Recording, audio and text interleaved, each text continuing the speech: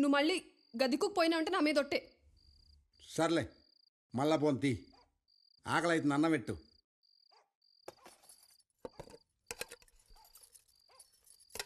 లక్ష్మి అట్లా పోయేస్తా. గట్లనే చంద్రుని దర్శించండి. ఆ దర్శించి ఏం చేయాలనేది. ఏంది అప్పుడే తినేసినావా? అంత ఆగంలో ఏడకపోతున్నావు?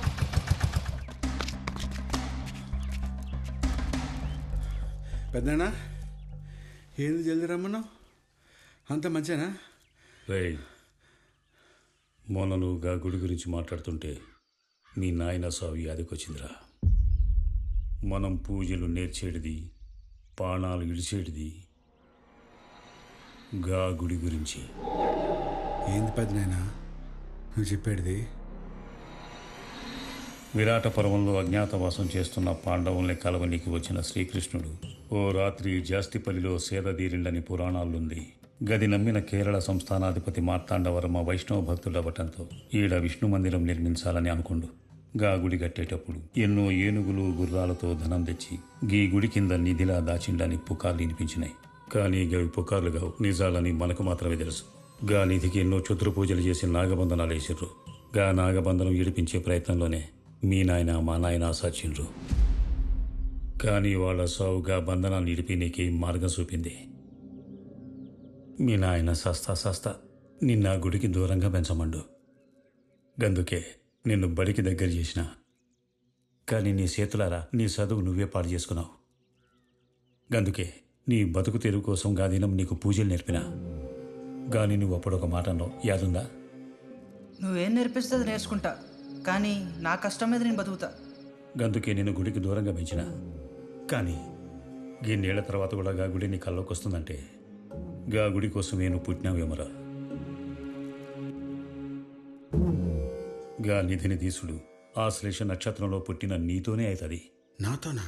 అవు, నీతోనే. కానీ దానికి నువ్వు అర్హత పొందాలి. ఏమన్నా పెద్దనా? నాకేం అర్థమైతలే. గా నాగబంధనం తెంచాలంటే నీ బంధాన్ని తెంచుకోవాలి. నరబలి. నువ్వు ప్రాణంగా ఇష్టపడ్డ వాళ్ళని బలి ఇవ్వాలి. ఆఖరికది నేనైనా సరే. కానీ యాది పెట్టుకోకు, మరి వాళ్ళు కూడా నిన్ను గంతే ఇష్టపడాలి. గా బలి చంద్రగ్రహణం కేతుక నక్షత్రం రోజున ఇడుక్కి అడవి ప్రాంతంలోనే ఇవ్వాలి. ఎందుకంటే గా గుడి కట్టే ముందు మూల పూజ గానే చేసిర్రు.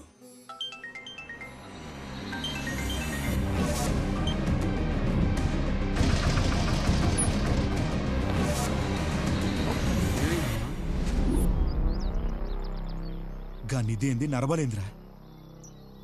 ఏం వాగుతున్నావురా? అయినా ఓ పానం తీసేంత డబ్బుందాడా? నీ మాటలేంటుంటే పిచ్చి దింగుతుంది నాకు. ఆ నిధి గురించి నీకు పెదనాన్న కాకుండా ఇంకెవరికైనా తెలుసా?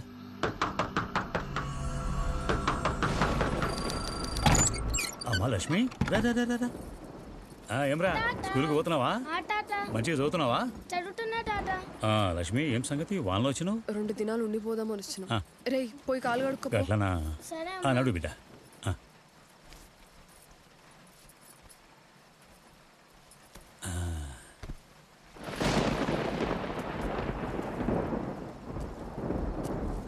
ఏంది మామా, ఏం వండుకోలే? బోళ్ళన్నీ ఖాళీ ఉన్నాయి. లేదమ్మా, వండనీకే లేస్తున్నా. గింతలా నువ్వు వచ్చినావు. వస్తున్నా. సరే సరే కూసో, నేను చేస్తాలే.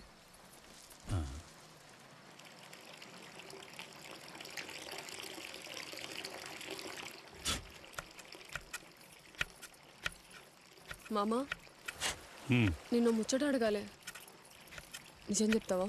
చెప్పమ్మా. బాగా వెళ్ళిపోయే ముంగట్ నీ తానుకొచ్చిండు కదా,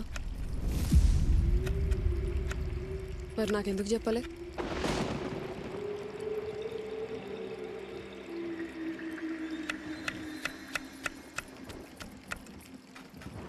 నాకెందుకు చెప్పలే మామా? అది వాడింకా కవితను మరవలేదమ్మా. ఏంది? ఏం చెప్పినావు?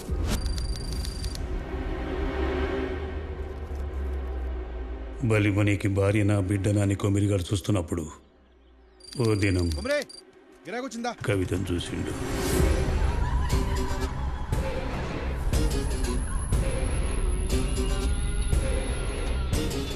అందరిలా కవిత అంటే ఆయనకి ఎక్కువ ఇష్టమని అర్థమైంది. కవిత కూడా ఆడంటే ఇష్టం ఉందో లేదో తెలుసుకోనికి గామెను కలిసిండు.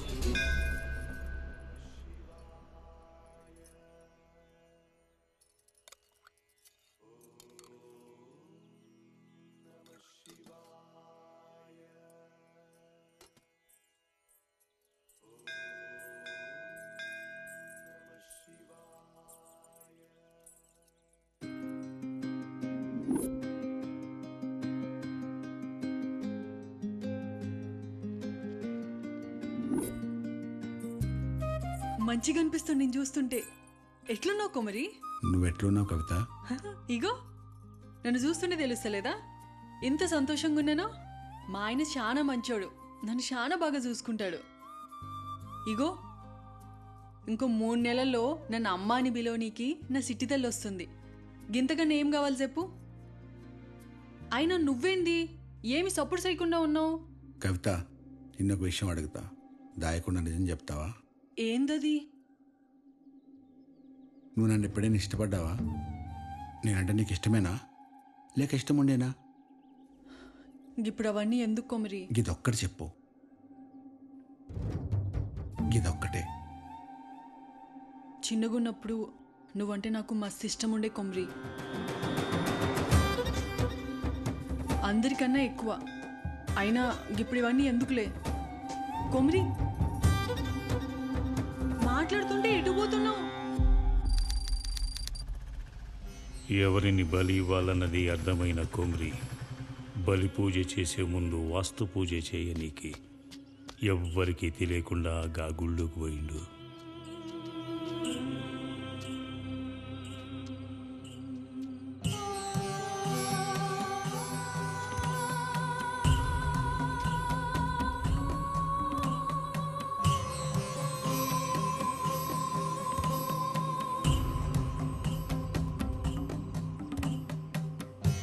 ట్రావెన్కోర్ వాళ్ళు ఈ గుడిని కట్టించారని చెప్పడానికి ఇదే బెస్ట్ ప్రూఫ్.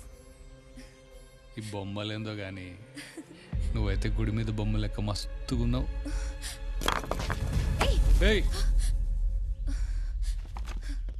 ఎవడ్రాది? సర్పంచ్కి గాని బిడ్డకి నిధి గురించి తెలుసు అని కొమ్రికి అర్థమైంది. గప్పుడే ఊరి జనాలకి తెలియకుండా కవితని బలి పనికి ఎట్లా తీసుకుపోవాలా అన్న ఆలోచన వచ్చింది కొమ్రికి.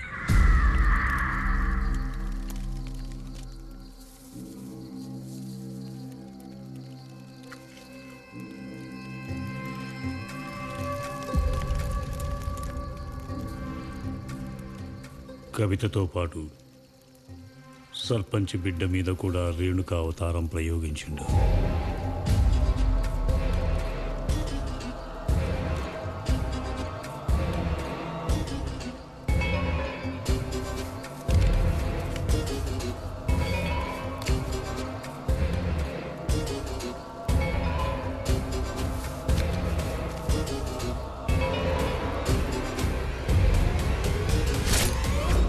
ఆటో ఆటో, రైల్వే స్టేషన్కి వస్తావా?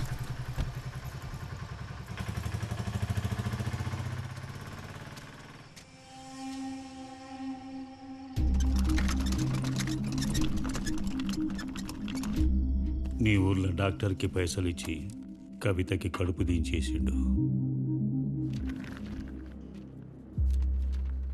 సారీ అండి, మీ అమ్మాయికి మిస్క్యారేజ్ అయింది. అదేంది డాక్టర్ అట్లట్లయింది? అదే మాకు అర్థం కావట్లేదు. ఉన్నట్టుండి హై ఫీవర్ వచ్చేస్తుంది, ఒళ్ళంతా ఏదో పిచ్చి పిచ్చి ర్యాషెస్, బాడీ ఫేస్ గుర్తుపట్టలేనంత విధంగా ఉబ్బిపోయింది. సిమ్టమ్స్కి ట్రీట్మెంట్ ఇస్తున్నాను తప్ప కాజ్ ఏంటో తెలియట్లేదు. అంటే ఇప్పుడు కవిత కూడా దక్కదా?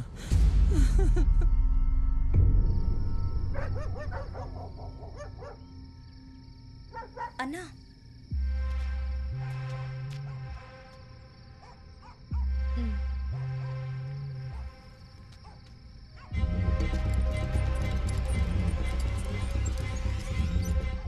గా రోజు రాత్రి డాక్టర్ సాయంతోని కవితని గాంతో తీసుకొచ్చి సర్పంచ్ బిడ్డను ఆడబెట్టిండు.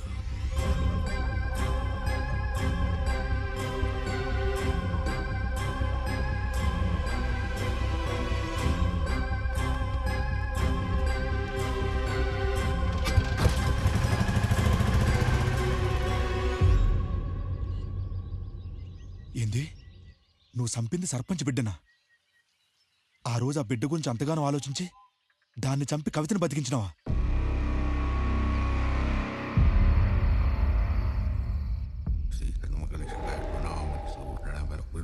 అలా తీసుకొచ్చిన కవిత మీద రేణుక అవతారం విరుగుడు పూజ చేసి బతికించుకున్నా.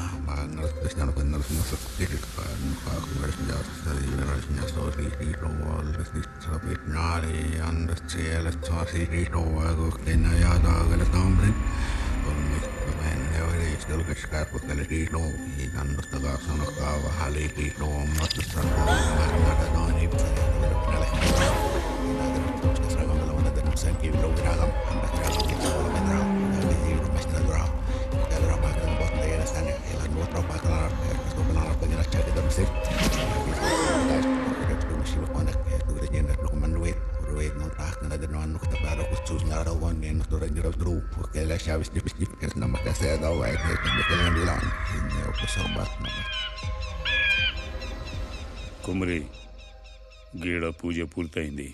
రేపటి పూజకు సిద్ధంగా. రేపు దవాఖానగా బిడ్డ సస్తది. గా బిడ్డ చితికాడ రేణుక అవతారంలో ఆఖరి ప్రక్రియ నువ్వు స్వయంగా చేసి మర్నాడు ఉదయమే రైల్వే స్టేషన్ కాడికిరా. మనూర్ల కాదు, పక్కూర్లా కవిత మీద వశీకరణ చేసి నేను తోలుకొని వస్తా. ఇప్పుడు వెనక్కి తిరగకుండా నెమ్మలంగా ఇంటికి పో.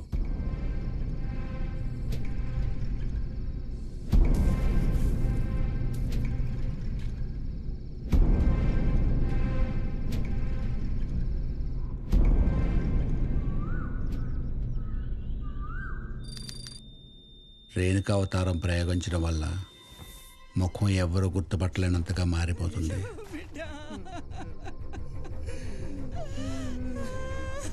అట్లా కవిత అనుకునే సర్పంచ్ బిడ్డకి అంత్యక్రియలు చేశారు కవిత ఇంట్లో వాళ్ళు.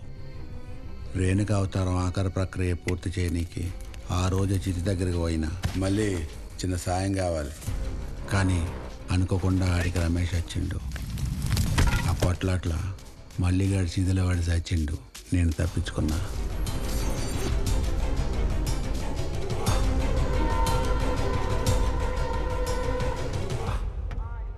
కుమరి, ఏడున్నా? నేను చెప్పేది మంచిగాను. గీత అయితే నువ్వు చేసే పూజకు కవచం లెక్క పనిచేస్తుంది. ఎట్టి పరిస్థితుల్లో దీన్ని చేతికెళ్ళి తీయకు.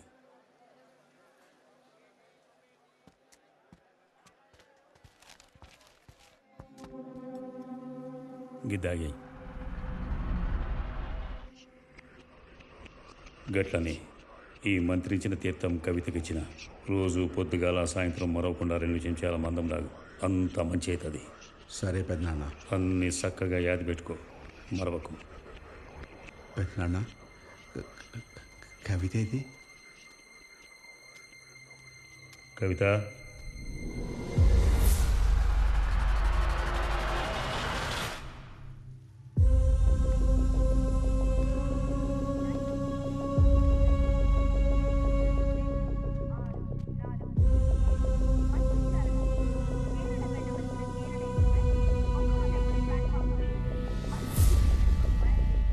భద్రం బిడ్డ, ఇక బోరి.